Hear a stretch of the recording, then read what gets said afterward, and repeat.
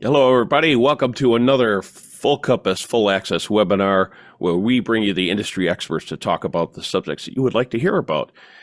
And my name is Jim Ripp, the Director of Education and Live Event Production here at Full Compass Systems. And today we have a very special episode here where the art of voiceover and perfecting the sound for your craft. And just a few things before we get started, I want to remind everybody we do have a question feature that you feel free to type in your questions at any time.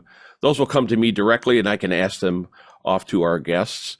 And if you are watching this in the future and you have questions, feel free to email us at fullaccess@fullcompass.com. We will then answer your questions via email. So very special guest today. We have with us today Mr. Jonathan Ruist with Neumann. So, Jonathan, how are you doing? I'm doing great, Jim. Thanks for having me. Oh, it's wonderful to have you here. Tell us a little bit about yourself before we get into things here. Yeah, sure. So I'm the head of sales and business development here at Neumann. For those who are not aware, Neumann is part of the same group as Sennheiser Group. I've been working for Sennheiser for 9.5 years, but I'm also an audio engineer, a musician. And actually, when I was preparing for this webinar, I remembered that in 2007, my first job recording consistently was actually at a nonprofit in Boston that was recording audiobooks for people who were hard of vision and blind. And it was just I completely forgot about it as I was preparing for this workshop. I remembered it. So I do have a little bit of a background in recording, specifically voiceover and audiobooks outside of recording music as well. So that's me. I want to hand this off as well to my esteemed colleague here, Eddie Cooper, to introduce himself. Very special guest with us today. Eddie, good to have you on board. Hey, thanks. It's great to be here. Thanks for inviting me in, and it's great to be here with all of you. And I'm excited. I'm a voiceover artist and coach, and been in the industry for over 25 years. This mic right here was my first mic. So Really? I stretched the budget, and I knew I was in it for the long haul. So I went right to Neumann and to a Neumann U87, and now I have the MT48, the brand new interface, which is just the Lamborghini of interfaces, as I like to say. So it's just amazing. Nice. But it's great to be with everybody, and love the industry. It changes all the time. I'm very excited about the current changes in the world of voiceover.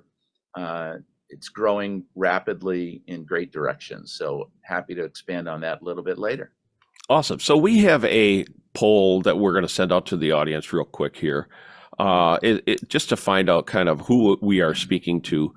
So those of you watching live, there's going to be a poll that will be launched out here.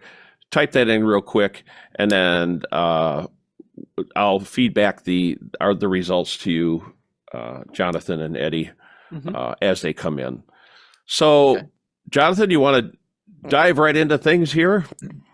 Sure thing. Awesome. All right, so I'll let you take it away. Perfect. So again, thank you everyone for joining. The presentation we're doing today, it's called The Art and Science of Voiceover. And really, there's two parts. It actually should be the science and art of voiceover, because we're going to start a little bit with really understanding why you might want to set your gear up and set your signal flow up in a certain way, and understand some considerations when purchasing equipment and with setting yourself up. Because as a voiceover artist, you have one instrument, and it is critically important that that one instrument is captured perfectly. So we're going to start by going through that and giving some considerations to why you might want to purchase certain products, what specs you might want to understand, things about polar patterns. We're going to talk about proximity effect, all these types of considerations that will really kind of help you understand what it is you should buy. And how you should set up your signal flow. And then we're going to hand it over to Eddie to talk about auditioning. So that part is a little bit more of the art side of it, and understanding, now that you know what to buy and what type of signal flow you should have, what do you do with it? Where do you go with it? And how do you go out and find a way to start getting started in the industry? Some of you on the call, well, I guess we'll find out in a few with the poll, may have already been working in VoiceOver. That's great too. Some of this will be a nice refresher or maybe give some information that you were not aware of before. So with that, we can jump in. I don't know, Jim, if the poll is back in or not, but if not, Yes. I can. Yeah, so the results are, it's interesting. We have the majority that we have online is just starting, but then the Great. next in line is 10 plus years in the industry. Okay, Um, great. and there's a little dip there. We have anywhere from 1 to 4, 5 to 10. So we have a few that are in the less than a year as well. So lots Awesome. of people just starting and lots of veterans here. So Great. Perfect. For those who are just starting, when I go through to speak a little bit about some of the specs, no worries if some of it feels a little high level. The intent is really just to start to introduce you to some of these considerations. And if you're curious about something, feel free to ask a question about it. So Jim, Excellent. go ahead, just jump on in. So we're going to start with some important signal chain components and considerations. And as you know, my good friend Eddie just mentioned our MT48, we're going to start by looking at the audio interface. It sounds like a funny place to start from Neumann, the microphone company, but really this is the heart of your voiceover signal, right? So we're going to start with talking about the audio interface. If you guys there at Full Compass could go ahead and click on to the next slide. And one more. Perfect. So when looking at an audio interface, I wanted to start by introducing you to a handful of really important specifications to consider. Now, you don't, if you are a beginner here or newer to VoiceOver, you don't really need to fully understand every single one of these specs, but at least have a cursory understanding of why they're important, right? And what this means for your overall signal chain. Mic preamp gain, of course, being the amount of gain, the amount of volume, the amount you can increase the microphone signal that's being plugged into the microphone. Dynamic range is critically important. The max input and output is one that is not talked about very often, but I'll show you guys why that's really important here in a bit and how that affects your overall signal chain. THD plus noise, that's actually the amount of distortion that is in your signal. So a lower THD plus noise signal means you have lower distortion and therefore a cleaner signal. Of course, number of channels is consideration. There are a lot of voiceover artists who might use a condenser microphone and a shotgun microphone. I'll introduce you to both of those later. But they might benefit from having 2 channels on their interface instead of just 1. And then lastly, having a powerful headphone amp. Professional headphones need a tremendous amount of drive to get the appropriate volume. And a professional headphone amp built into your audio interface is a very important consideration for getting us there. All right. So I want to compare some of these specs. The intent here is not to disparage any other product. Some of you may guess what that product is based off of my really bad photoshopping outline drawing of it there. But it's you know, obviously everyone is in a certain place where they're at, and the best gear is the gear that you have. I talk more about that a little bit later on. But this really kind of helps show us some of these specs and where they may impact your actual signal and your performance, right? So looking at mic pre-gain, when you look at something like the MT48, 78 dB of gain, very important if you're doing voice acting and you really need to have a quiet performance where maybe you're whispering or doing something like that. And you really need to be able to get the gain up, but you don't want to be bringing up noise later in your DAW as you increase the volume. Dynamic range, also incredibly important when, again, voice acting, where maybe you have a big range, maybe you're singing at times, maybe you're talking at quiet at times, maybe you're moving all over the place. You don't want to be riding that mic pre-gain as you're doing that. For those who are familiar with the logarithmic scale, I'm not going to teach the logarithmic scale today, but those who are familiar know what a decibel actually is. The difference between 136 dB of dynamic range and 113 dB is significant. It's not a little bit more, it's multiples more. And when you look at professional microphones, Jim, I think maybe you were on a TLM 103. I don't recall. Yes, right TLM now. 103. Absolutely. Perfect. A TLM 103 is 131 dB of dynamic range. So if you look at that interface on the right, it actually doesn't have enough dynamic range to actually capture the entirety of that microphone. So that's a consideration, right? I have a microphone that can cover the whole range of my voice, of the performance that I'm doing, but then I need to temper my audio interface to understand it, right? So just some considerations, especially because the voice is so dynamic. Max input and output.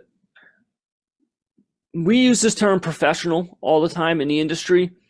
Professional has a bunch of different meanings now. For me, it means that a product can interface with other pieces of professional gear.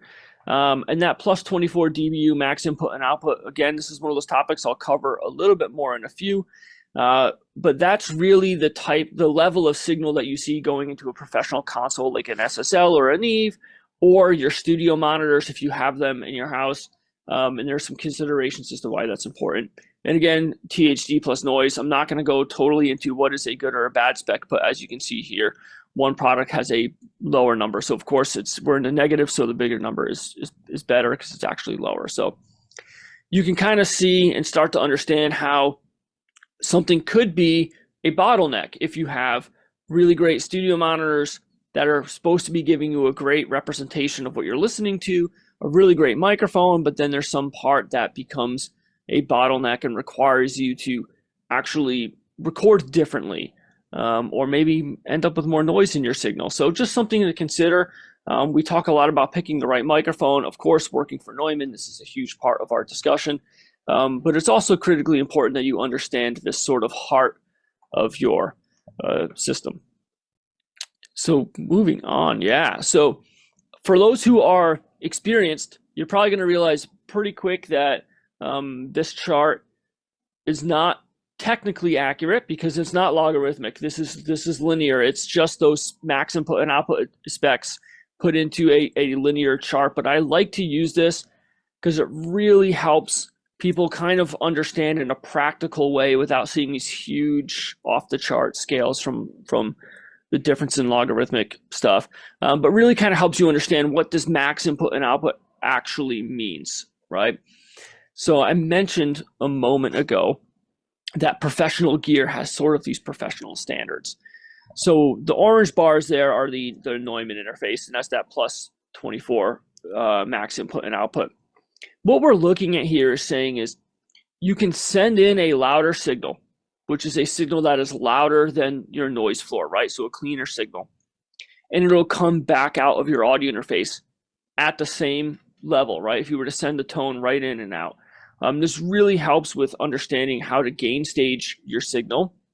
But also one really, really critically important consideration and why I highlight that the studio monitor also has that same max input is about all of these pieces of gear sort of working in flow. If your interface has a significantly lower max output, you're going to be feeding a quieter signal to your speaker.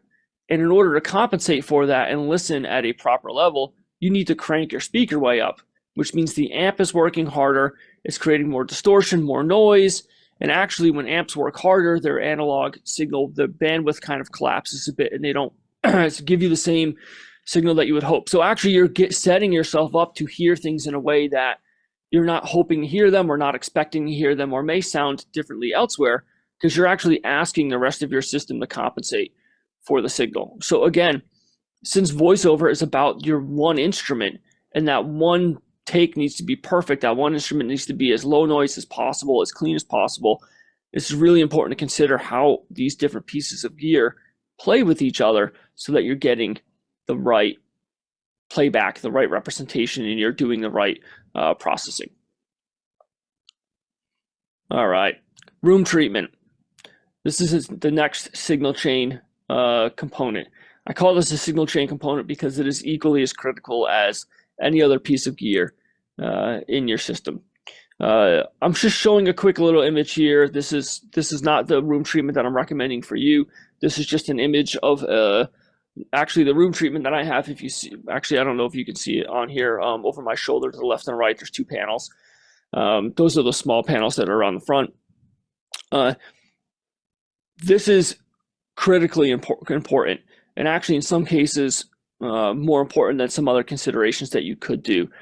The general kind of standard that I found with going to voiceover conferences and meeting with voiceover artists is to make it as dead as possible. It's not always necessarily the case. Sometimes going too far and putting too much stuff on the walls can actually make your voice sound fake, and then that doesn't sound pleasing during the audition. But it is critically important to get your noise floor pretty low. So if you have a noisy room, if you're by a city highway or something, then yes, as much room treatment as you can, the better. But really what it's more about is getting rid of what's called early reflections, and that ends up being that reverb that you hear in the microphone, right? Making sure that the room is not, sort of bouncing off of each other, and getting signal back into your microphone. One thing you could consider here, and actually I'm looking at my colleague Eddie, you guys can't see him right now, you'll see him later, but behind him on his wall, he has some room treatment. I'll often put treatment directly behind where I'm placing the microphone, so that way the early reflections are absorbed by that treatment. Or I'll put treatment carefully in places where, maybe I have a hard wall to the left of me or something, and I want to make sure sound's not bouncing off of that. But kind of start to think about where sound might be bouncing in your room, and that's a good place to start treating it without going all the way to covering every inch of your room with sound treatment, because often that's not necessary. But it is important, right? When thinking about your budget to build your home voiceover studio, consider room treatment in that budget to make sure that you're factoring that in. All right, headphones. I'm not going to take too much time on this one. I just wanted to really cover, for those who are not aware, there are really kind of two main types of headphones when it comes to production audio, and there's closed back and open back. And they each have very distinct advantages and disadvantages. Closed back are going to be much better while you're tracking, right? So while you're speaking into your microphone, while you're recording, it's going to create some isolation from the space, but also it's not going to feed back into the microphone. Open back headphones, on the other hand, will actually, if you're sitting next to somebody wearing open backs, you'll hear the music that they're listening to. Just because it literally is that. If you're looking at the headphones that are on screen right now, you can see above the open back ones the kind of black mesh that is inside of that nickel circle of the head of the ear cup. Sound will actually pass out of that. And why that is that when the headphone driver moves inside of the actual ear cup, the air inside of the air cup can have a little bit of compression, and that'll affect the tonality. So for open back, that doesn't happen. The driver actually gets to move freely through air, and you really get to make sure you have a natural signal. So where these kind of two come into consideration is that closed back, generally speaking, are more appropriate for recording. Open back are more appropriate for editing and mixing and critical listening. If you can only swing having one in your system, of course, as a voiceover artist, closed back would be more appropriate because you can use that both while recording and editing. But if you're really looking for the opportunity to have critical listening, linear frequency response, perfect playback, then looking at an open back headphone for the editing and mixing would be a great place to consider using one of those. All right. DAW. All right. Any DAW will work.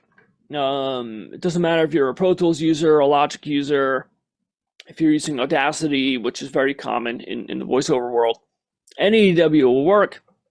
The most important thing that I say is to understand your DAW's metering. That this may seem a little foreign to the newer voiceover artists if you haven't done a lot of recording yet, but it is very important.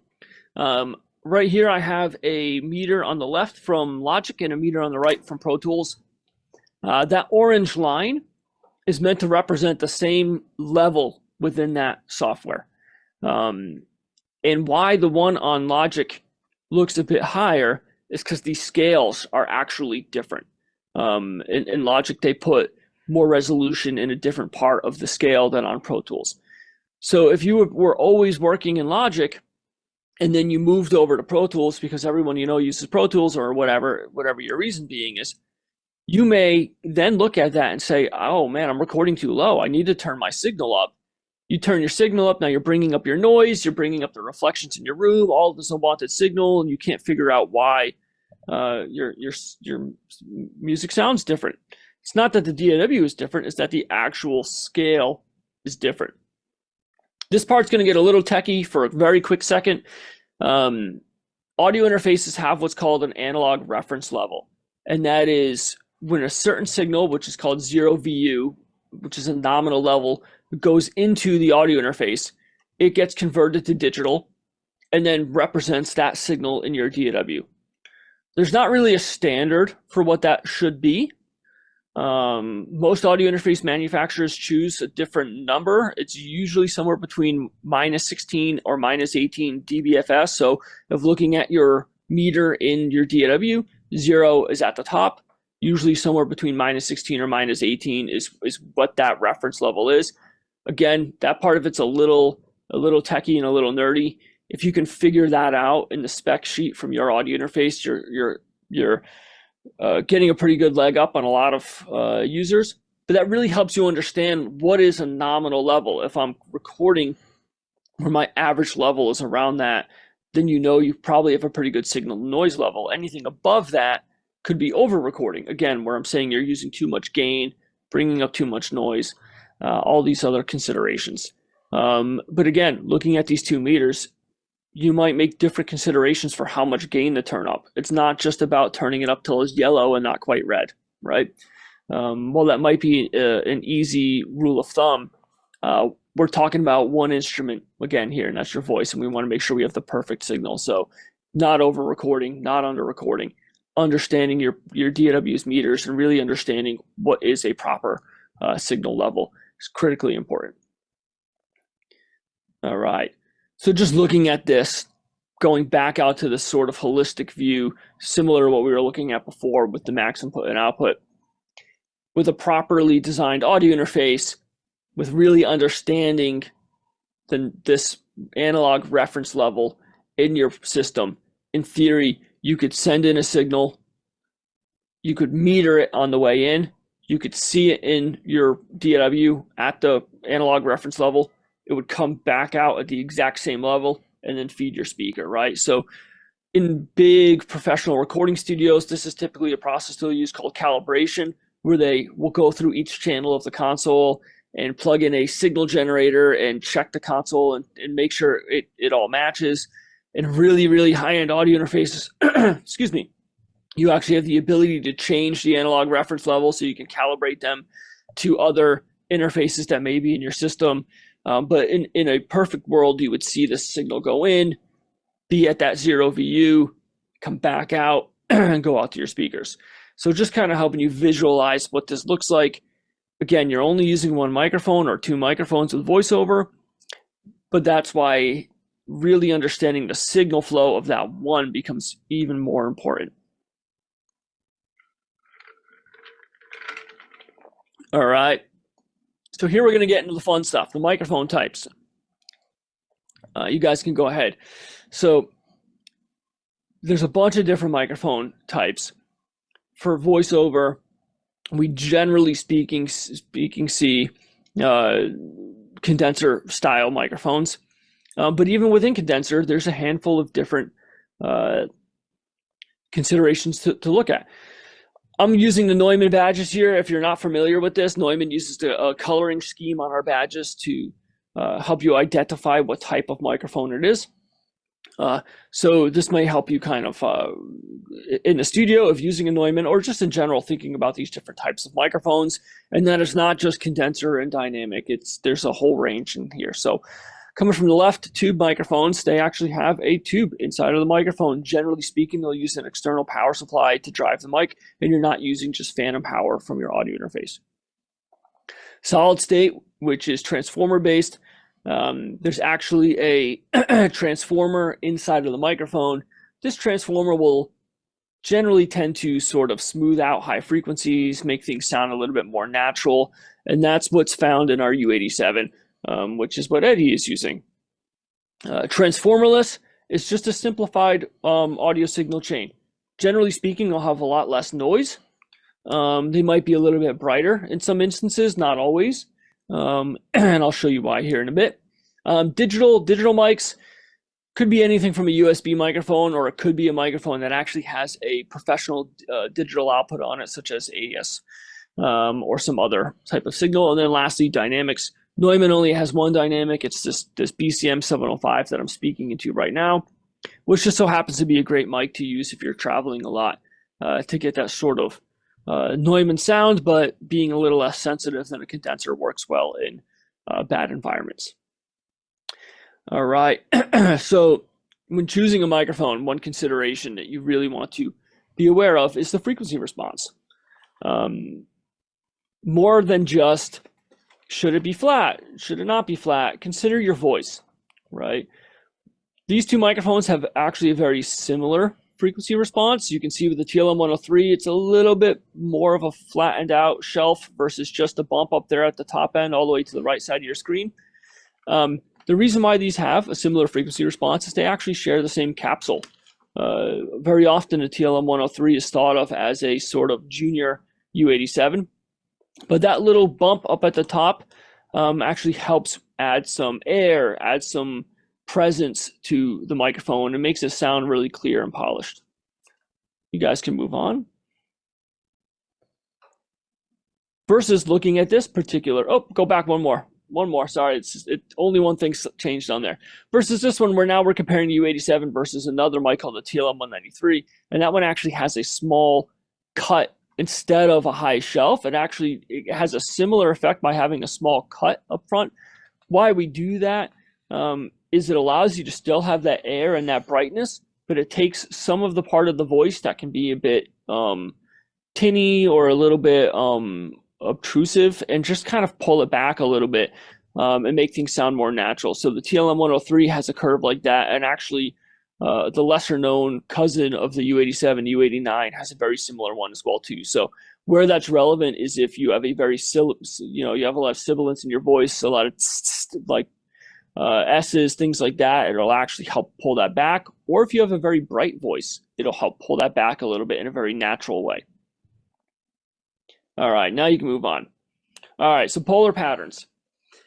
You may have been told about polar patterns. You may have learned about, that they pick up in different directions, and we'll see that here on the next slide. But what I want to talk about is why these are important for voiceover. And when looking at these patterns, you can see the top left, that's omnidirectional. It picks up in every direction. The top middle is figure of 8, picks up from the front, really tight pattern with just a little bit of a tail on the back, which is a consideration for people to know.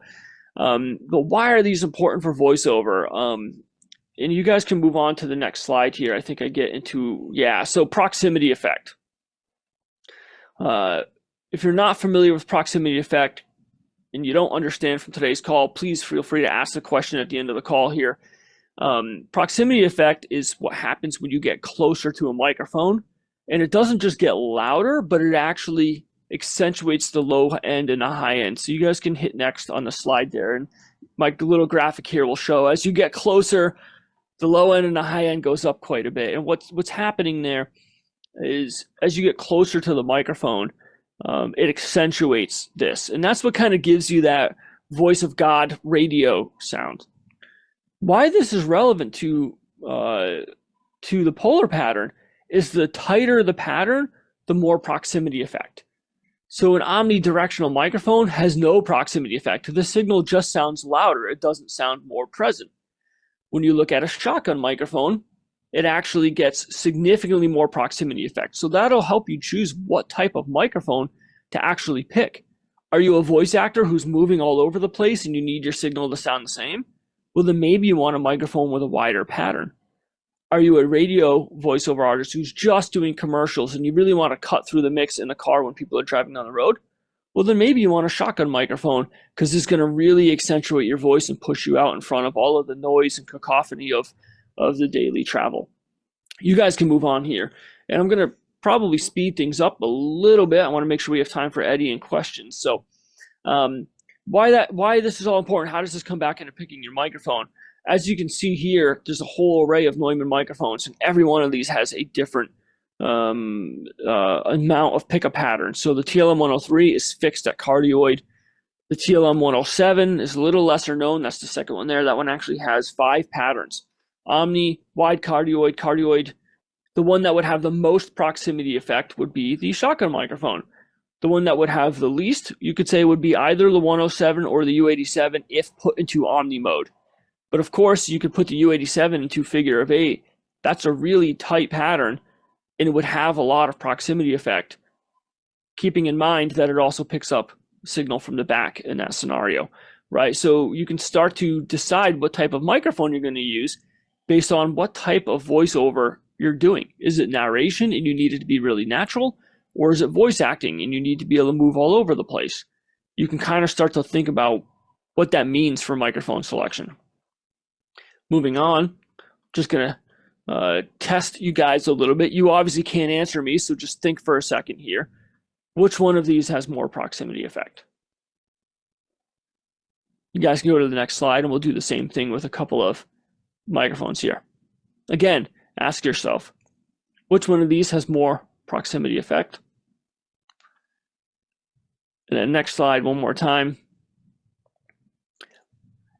If you're a voice actor who is doing everything, audiobooks, narration, voice acting for cartoons, commercial, what one might be more appropriate?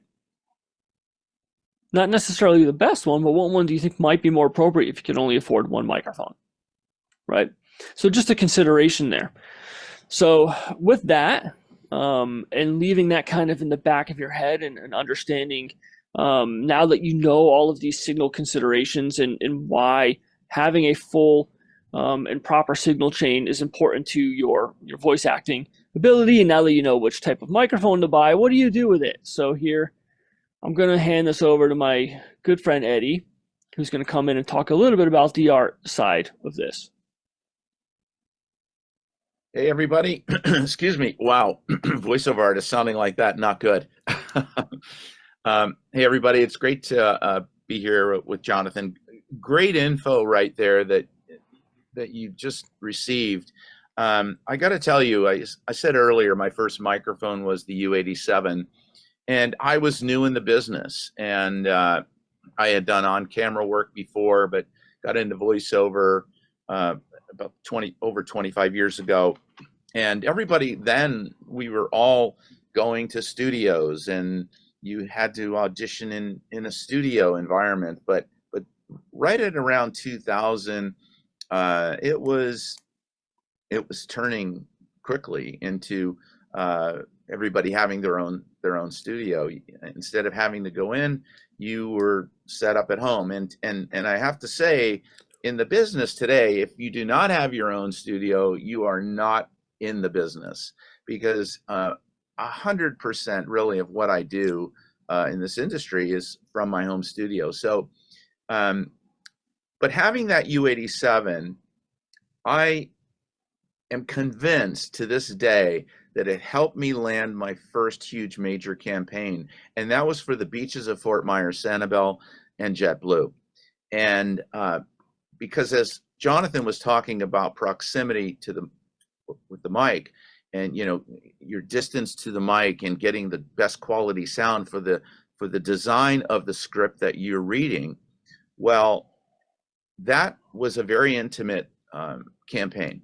So I got up very close to the mic and just talking softly and intimately, and the warmth that it picked up from my voice, it was 50% of my performance was a big part of it, but the sound quality was huge. And I landed that campaign, and it was the gift that kept on giving for many years. And that one gig paid for multiple U87s.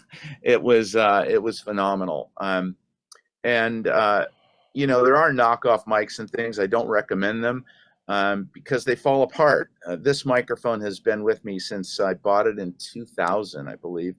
And it doesn't have a ding in it. I take great care of it, but it serves me well to this day. But you need a great demo to start out in this industry. If you don't have a demo, I encourage you to look into that. Chuck Duran is probably the best demo producer in the world. He's produced my latest demos, 4 of them, my new demos. But he's amazing. But you have to have a great room and you have to have great sound. You can have the best, demo in the world, and then when you submit to agents with that great demo, and I say great demo, you're better off not submitting a demo than submitting a demo that's a poor demo. You're better off not submitting at all, because you have one shot to get into an agent, particular agent, and you have one approach, and they're very busy, and the chances of them, once they listen to your demo, they're going to give it some consideration, and if they turn it down the first time, it's very difficult to go back in. So your approach going in has to be spot on, and that has a lot to do with your sound and how you sound.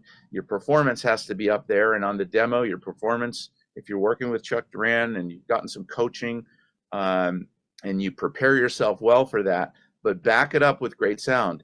And you're just starting out, I get budgets can be tight, but stretch your budget is the best advice I can give you. Falling back to my example on my U87 experience when I first got it. But your room, treat your room as best you can. I have plenty of people I coach that are working out of their closets, but they've treated their closet. I mean, it's a fine environment for starting out, but you can develop something after that. But in this business, when you start booking some gigs, the payback for having great sound is going to come rapidly. It's going to catapult you into getting other work because you sound great. When you do a demo with Chuck Duran, he is adamant about recording that demo in your studio, and he's in Miami.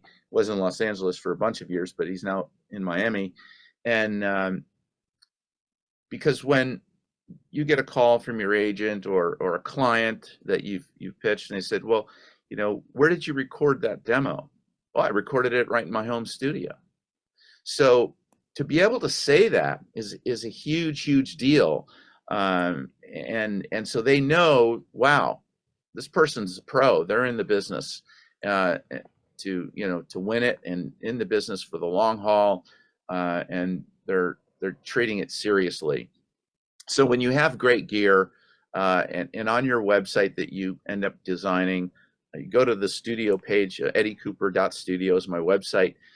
You can go there, and on my studio page, you'll see the gear that I have listed there. And it's very important to have that. Image is everything, and if somebody is looking at you and reading about you, if you have the best out there listed on that list, they're going to know right away, wow, this person's invested in their craft, invested in this business. But auditioning and getting an agent are two different things. So getting an agent, you submit your demo, you hope to hear back. When you do, they're going to want you to do some test reads and some test auditions before they'll sign you. But doing auditions, you're up against other people. So if you have an agent and they send you the audition, and say you're one of 5 people your agent has selected to audition for that particular spot, you've already won. You're in the pool with 5 people that your agent has believed in you to be able to turn this around and win the gig. So you want to treat that with respect, and not off a little USB mic or on your iPhone or God forbid, or something like that. So present your audition with great sound, because you are up against maybe 5 or 10 or 20 or could be 30 other people, or 100 if it's a huge national campaign.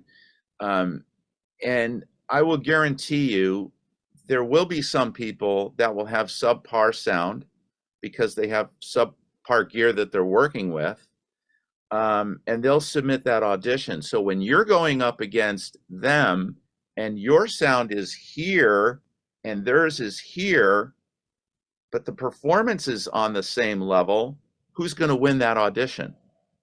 You are. So pay great attention to it.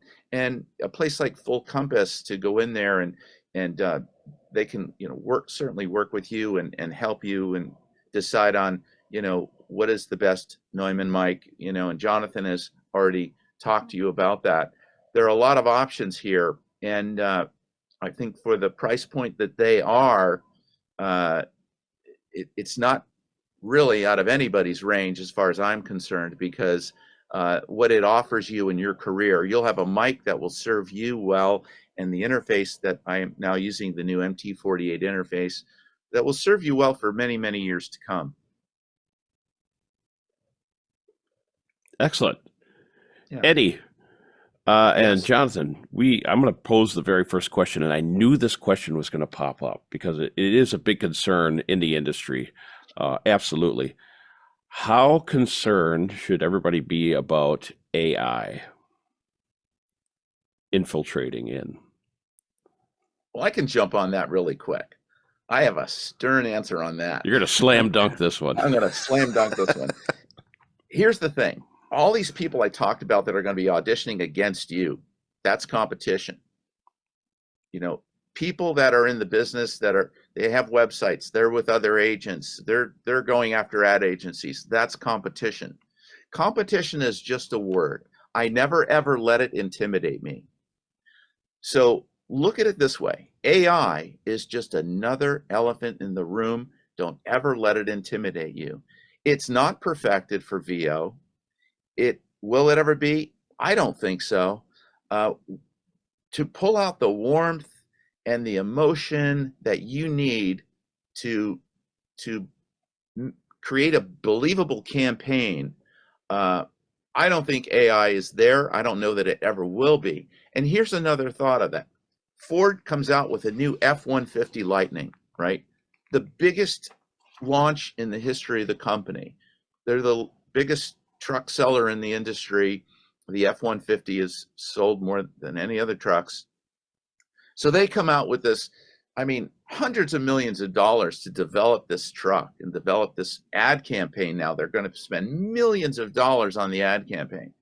Do you think that they are worried about spending $50 or $200 and getting an AI voice to represent that multi-million-dollar effort to put that truck on the road? Absolutely not. They're going to go to the best agencies out there in the business to look for you to voice that campaign, because they want it to be the best it can be. It will never be the best it can be with AI. It's my spin. Great answer. So I got a question from Mark. It says, how do you feel about your clone mics modeled after classic mics? Guess that one's for me. Yeah. Listen, the way I kind of like to approach this is they're not a Neumann, right? Is there another microphone out there that might be a fine $600 microphone? Sure. But the thing that really sets Neumann apart is every microphone that we make is handmade, right? Even down to the 102s and 103s. When you look at our more expensive microphones like the M49, the body of that is milled from a solid block of brass. And every single microphone that we make off of the line is tested against every single other microphone. We don't sell matched pairs, but we don't sell matched pairs because every single microphone is within the tolerance of what other brands would consider to be a matched pair, right? On top of that, we service microphones going back decades, right? We just serviced 3 M50s for Abbey Road that they bought in the 50s, and we actually matched them against the measurements of those specific serial numbers from those microphones when they were manufactured in the 50s. We still have the charts from them, right?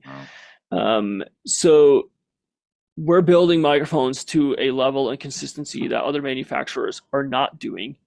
And to Eddie's point, these are an investment, right? When you buy a Neumann microphone, even if it's a 102, a 103, whatever it is, we've been selling the 103 for 25 years, and a new 103 costs more than 103 did 25 years ago just because of inflation and cost of stuff going up and all that. So when you're buying a Neumann microphone, you're investing in yourself. You're investing in consistent quality. You know that when you walk into any other studio using that same Neumann microphone, you're going to get the same experience, the same tonality. and the same consistency, and you're going to know that it was made with care, right? So that's kind of my stance on those. With that being said, like I said, there are microphones out there that are fine, but they're not the same. Yeah, absolutely. And when you're talking about voiceover work, it's very different than when you're talking about, like, if you're a singer in a band, right? Or if you're singing, there's so many other instruments around you that what type of mic almost becomes indifferent. You can't really tell what type of mic that is. You strip all that away, like a comedian. Yep. It's you and that mic standing on the stage. That's the final frontier. In voiceover, same thing, right? Yes. There's nothing else there. You want to make sure that is 100% not going to hold you back or interfere with what you're trying to do. All right. We got another question here for Eddie. When playing back your reads, do you rely on your reference monitors, headphones, or both to determine what your final submission is? Headphones. Yes. You go for the closeness. Absolutely. Close back, open back. Close back. Close back. Excellent. Let's see. Use of spectrum analysis and application of notch filters to remove specific frequencies when environmental damping fails to remove external tones, such as traffic. How do you feel about that? That's coming from David.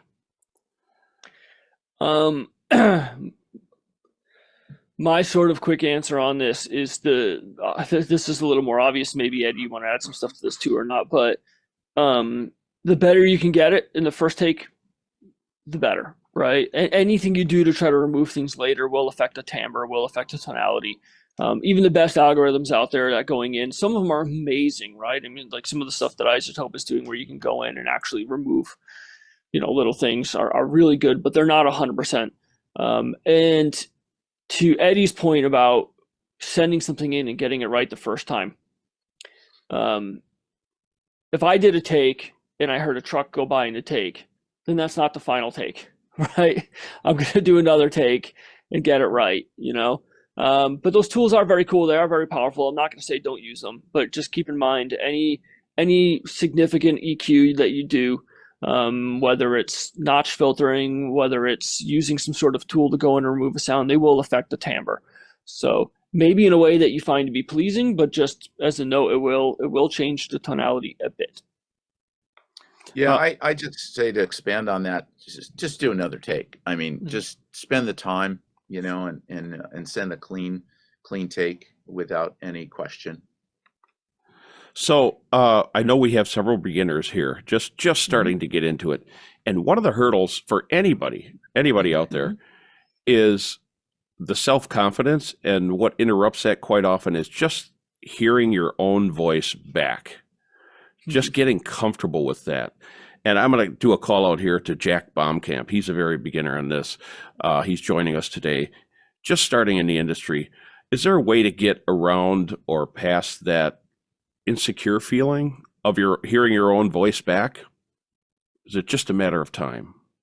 Yeah, to speak to that, that I get that question a lot at some of the workshops I do and the coaching I do.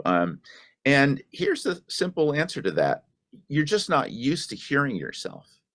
And so the more you practice, coaching's one thing, all of that's great. But I equate it to this. If you go to a guitar teacher to learn guitar and you leave the lesson and you don't practice in between lessons, you're going to be at the same level that you were when you walked in, and your teacher's going to know immediately. So practice, and by practicing with your voice, you're playing back, you're playing your reads back, and you're doing a script and playing it back and listening to yourself. So that will go away eventually, and you'll end up, and I'll guarantee it, you'll end up loving your voice. Excellent. You'll become familiar with your voice and you'll love your voice. So I got a question from Geraldo that says, what type of mic preamp am I using? He likes the sound of the mic that I have. This, as Jonathan called out, this is a TLM 103, very rich. a very sensitive mic. Mhm. I'm plugged directly into the mixer here and just going into it's a PreSonus digital converter. That's it. So it's the mic itself that is what's fantastic on this one. I don't know if you have anything to add to that as far as a preamp, if that makes a difference. I mean, it certainly will make a difference. Absolutely, right? But I'm not using anything but fancy. The mic itself is what is making it sound yeah, good. I mean, So. Absolutely, right? I mean, one of the most critical things in terms of pairing something to your voice and making your voice sound good is finding a microphone that is rich and detailed and sensitive. The message I was kind of trying to say before is, your signal chain is the sum of all of its parts, right? But each of those parts play a very distinct and important role. And what we're hearing right now with the warmth of your voice, Jim, is the 103, and the coloration that it is imparting on the signal. Jonathan, could you expand on that a little bit and just kind of talk about how Neumann has designed the MT48 to work with all of their microphones and beautifully paired with their mics? Yeah. I'll keep it super brief so that way we have time for the rest of the questions and not to make this all just about product. But this kind of goes back to what I was mentioning earlier about having a full signal chain where nothing is the bottleneck, right? When we came out with the MT48, really quickly, for people who are not aware, we acquired a company called Merging Technologies. And the MT48 served the next generation of one of their products. But when we launched this product, what we were very cognizant of it was that it would not be the bottleneck, and that the way that it was designed, the impedance of the microphone preamps, the gain of the microphone preamps, the dynamic range of the ADD was so that a Neumann microphone would play nicely with that, and that they would both have the best sound quality that they could have together, right? Again, from an impedance standpoint, which changes timbre, from a dynamic range standpoint, which allows the full dynamic range of the microphone to be captured, and from a gain standpoint to make sure that we're giving the microphone enough signal. But this was very, very seriously considered when coming out with the MT48 to make sure that nothing was the bottleneck in the signal chain. Eddie, I'm going to throw a couple questions into one here. Okay. Your favorite mouth declick filters that you use, if you use them, and is the U87 like a good workhorse, all around, good for everything mic to have in the studio? Yeah, as far as a pop filter, I don't use them much. I do some, but it's developing the skill to not use one is a great thing, and I prefer not to use a pop filter. And that's just part of it, is it gets in the way of me seeing my script. I have used a small one in the past that was and Jim, maybe you can talk about what that is. It was a double pop filter, which was really cool because the diameter was really small. But I think there's so many good ones out there. You just have to explore that. As far as the U87, absolutely, it's a mic that I use all the time. And you have to train yourself to use the mic that you're working with as well. And so you can be warm and intimate and close to the mic for those nice, warm, compassionate reads, or a little bit off the mic or a little bit off access. Especially not working with a pop filter, working off access is great with the mic. But yes, it's a mic that is phenomenal for all kinds of uses. Animation, my God, they use this mic like crazy. And but the 103 is a great mic as well. It's a lower price point, but beautiful sounding mic. And Eddie, I think you answered the first question incorrectly, but correctly. I think they were asking about plugins, right? Yes. But I'm sorry. what was great about your answer was what I was thinking when he asked it was a lot of the times those clicks and pops and things, it's saliva on your lips, it's things like that. Gotcha. And it's about technique, right? Yeah. And there are certainly plugins out there that are great. But knowing how when and when not to use a pop filter, and what's happening with your lips. I mean, I remember the first studio I was ever in when I was in elementary school, my sister was in a studio recording a record, and the guy kept going over and over and over again because she kept getting the lip smacking and pops and clicks, and he was teaching her, the engineer was teaching her how to sing the note without that happening. So the way you answered actually sort of alluded to get it right in the first place. Sorry, I missed that part of the question, but I will say this: what I use is chapstick, and it works really well. Don't get the flavored kind; just get regular chapstick. It kind of dulls your lips a little bit. And some people say eat an apple, take a bite out of an apple, but hydration is very important in all of this work that you do for your throat, your voice, your lip smacking, all of that. Typically, that's dryness, but use chapstick is great. Yeah. We got a little bit of a technical question. Please address how matching the output impedance of a mic with the input impedance of the interface influences the overall frequency response. Admittedly, probably an answer that's going to take a little bit more than I think we have 3 minutes left here. We end at 10. We can go over a little bit, but that the short answer on that. It may be slightly more in depth than based off of the polling earlier, but generally speaking, when you have two loads, this also happens for headphones as well, by the way. When you have two different loads, it can actually change the timbre, right? In some cases, you may not hear it. You definitely hear it a lot on headphones. If you take like a really high impedance headphone and plug it into a weak headphone amp and turn it all the way up, or then plug it into a strong headphone amp and level match the volume, you can actually that's a good test for you to really hear the difference. But you see it on microphones a lot. It'll change the frequency response. It'll change the timbre. Actually, when we service microphones, when we take back vintage microphones, they were at a significantly different impedance level than most modern mic preamps are at. So when we service them, we'll actually ask the user if they want us to change that impedance to match modern gear. I don't typically change impedance for creative purposes, meaning if you have a mic pre that you can change the impedance setting on the front, I'm typically not changing it for creative purposes. I'm changing it to specifically match the microphone that I'm using, so that way I know I'm getting the full performance out of the microphone. And sometimes you can tell that by looking at the impedance on the microphone, whether it's an older vintage microphone or not. But I'm less using it for creative purposes and more for technical purposes. Am I getting what the microphone was designed to do? Then yes, great. I switched to that one for that. Eddie, I gotta ask you this question because sure. I'm curious as well.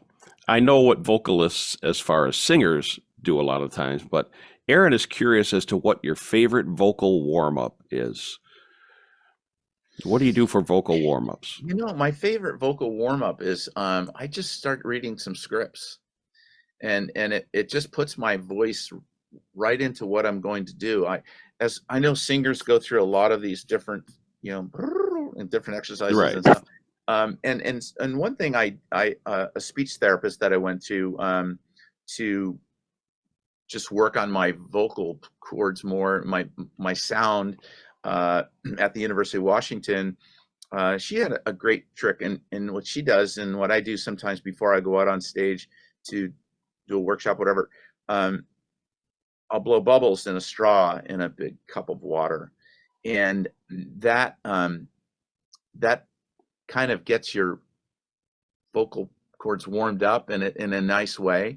So that's something I've done in the studio as well. I like doing that. It's really easy. Yeah. Eddie, question for you. How do you feel about websites that offer audition opportunities? Are they worth paying for, or do you prefer an agent? Pay-to-play sites? Yeah. Yeah. Basically what it is. There's a bunch of them out there, and I could spend a whole day talking about them, but I will say this, buyer beware. There are a lot of those subscription sites that are out there to make money. Just think if they get 2,000 or 20,000 people signing up for $300 each. I mean, that's a lot. Agents are the best way to go, and getting work on your own. I'm not discounting the pay-to-play sites. They have a place, and for somebody just starting out, it's not a bad thing. Just beware. There's on a lot of those sites, you will find that there are scammers on those sites just like anywhere else. So you have to be careful there. And so if it's too good to be true, it probably is not a good thing. But work towards getting a great demo, get agent representation.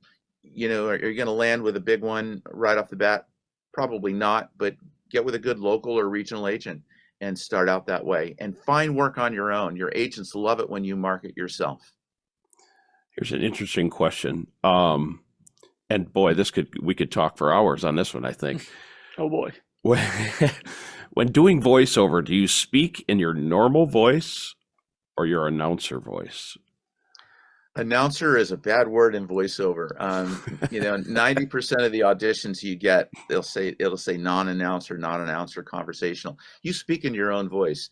If they want you to sound like someone, say like Morgan Freeman or John Krasinski or something like that, well, that's the celebrity.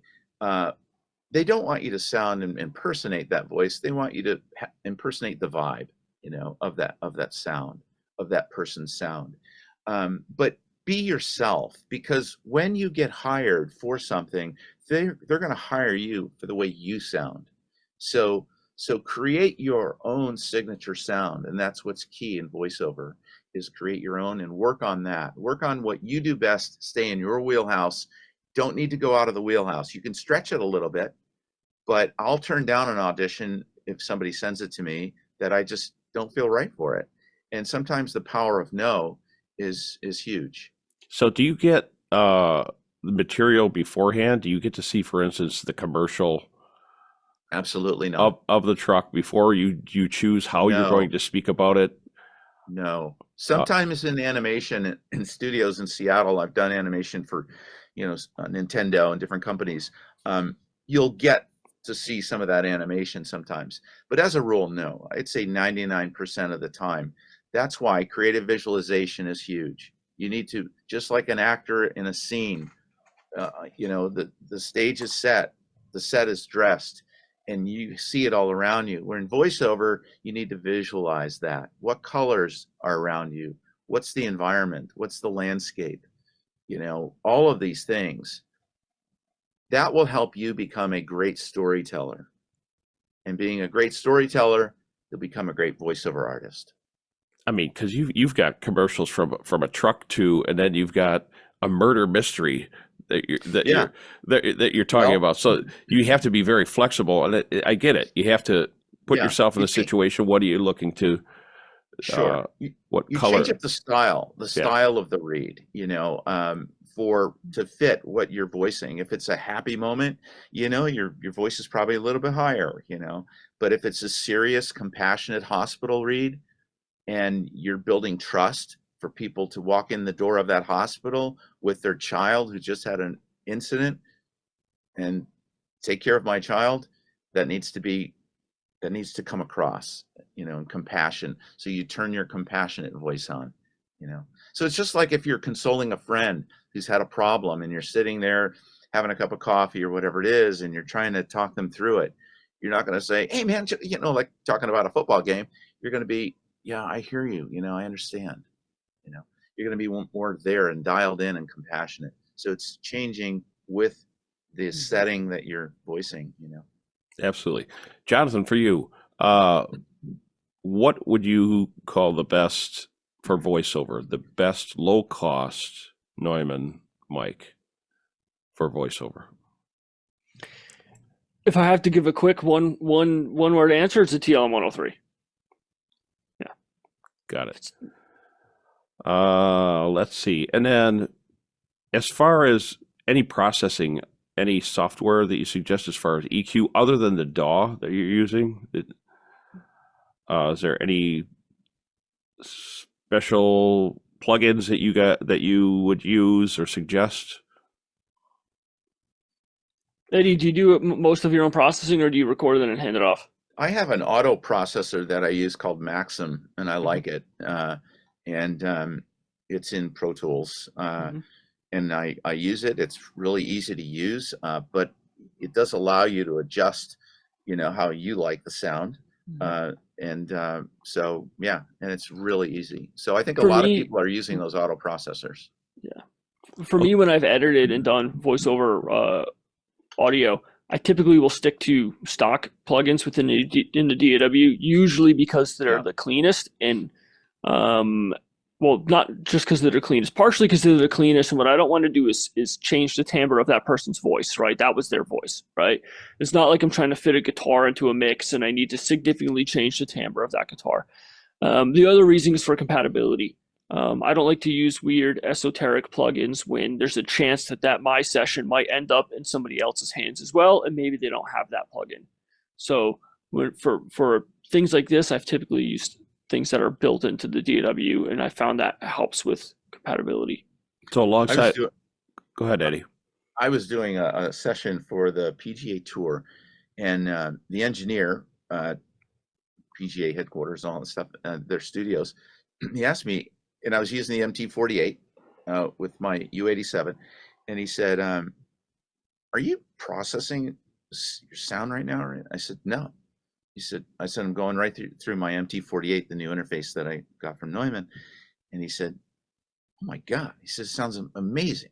So there's some of it where it hardly needs any processing because the interface is so good. So I have one more question I think we're gonna tackle here. So Mike he says he has a deep voice with an edge, and he's currently using the BCM 104. You have a BCM 705, correct? Mm-hmm. So does the 705 bring anything to the table that the 104 doesn't? Well, they're different in that the 705 is dynamic, right? So there are definitely different mic elements. The 705 is going to be less sensitive. As far as your deep voice, not necessarily, right? The condenser can move more freely. You might get more bass extension out of it, so it might be more applicable for your voice. But without hearing your voice, it's hard to really say. But there's not a distinct advantage to the 705 in your situation, if that's what the short answer is. They're definitely different microphones, but they're both tuned to sound like broadcast mics. So if you're not getting what you want out of your current BCM, it could just be that we want to look for a microphone that's tuned a little bit differently for a different application. So I said that was the last question, but apparently I lied. You're a liar, Jim. I am a liar. There's Oops, I got a session. I got to go. Just kidding. There are so many great questions coming in. This is fantastic, everybody. We will have a copy of all these questions, and I can pick these off one by one and shoot them off to Jonathan and Eddie, and have them pick or choose to answer that as well by you using the email address that I called out. And I'll give you that a little bit later here. But real quick, please comment on this. The Neumann M49 and the U67 for voiceover. M49 and the 67. They're both amazing, amazing microphones. When you're getting to that level of a mic, you're picking one that the timbre of that mic is appropriate for your voice, right? The 67 is a little bit more forward sounding. So if you're looking to have yourself pushed forward a little bit more in the way that the sound is, then that might be more appropriate, where the 49 is a bit more neutral sounding. So if you want something to just sort of sit in somebody's lap, the 49 will do that. But when you're getting to that level, it's because you're looking for a specific coloration or a specific tonality. One thing to keep in mind with the tube microphone is that the tone of the tube microphone can change from when you first fire it up to after the tube is warmed up. So if you are using it for voiceover, make sure that the tube is fully warmed up before you start your session. Otherwise, the first few lines can sound different than the last few lines. So plug the mic in, turn the power supply on, get it all fired up, let it sit for a half an hour. Maybe not necessarily that long, but let the tube get warmed up. Just as a consideration, because tube mics can have their timbre change from when they're cold to once they're warmed up. That in particular is a consideration for voiceover. That's a great tip. I like tips like that. That's one that most people wouldn't think of. That turn the thing on and go. And and then you've got you did the perfect take, and then all of a sudden, wait a minute, it's not matching the other end.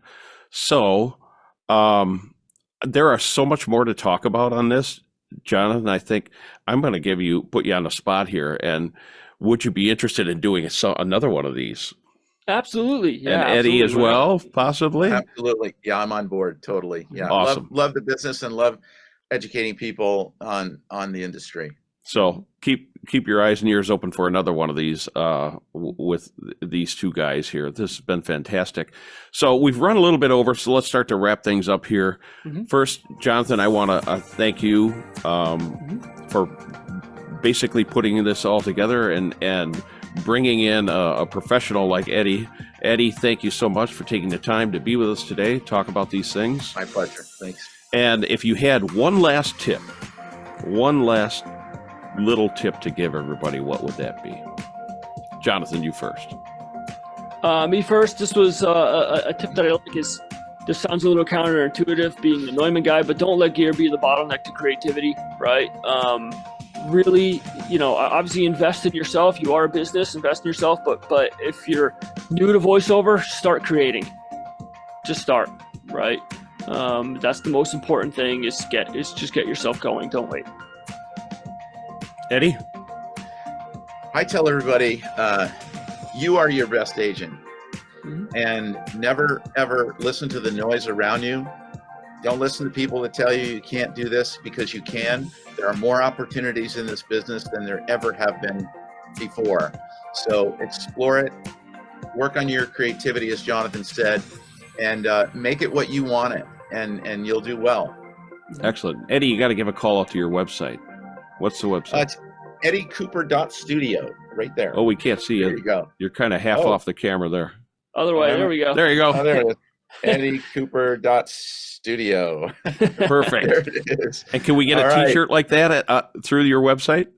No, but that's something I should do, is have them available, because they're kind of fun. Yeah. All right. Thank you guys so much. Thank you so much. And one more time, with all those questions, feel free to email us at fullaccess@fullcompass.com. Send those questions my way. I will divvy those out to the two guys here and maybe answer some on my own as well. So thanks so much. Great. And everybody join us next time when we have another Neumann run through all of the voiceover stuff, right? All right. Looking forward to it. Sounds great. Happy holidays, everybody. Happy holidays. Take care, everybody. Bye-bye.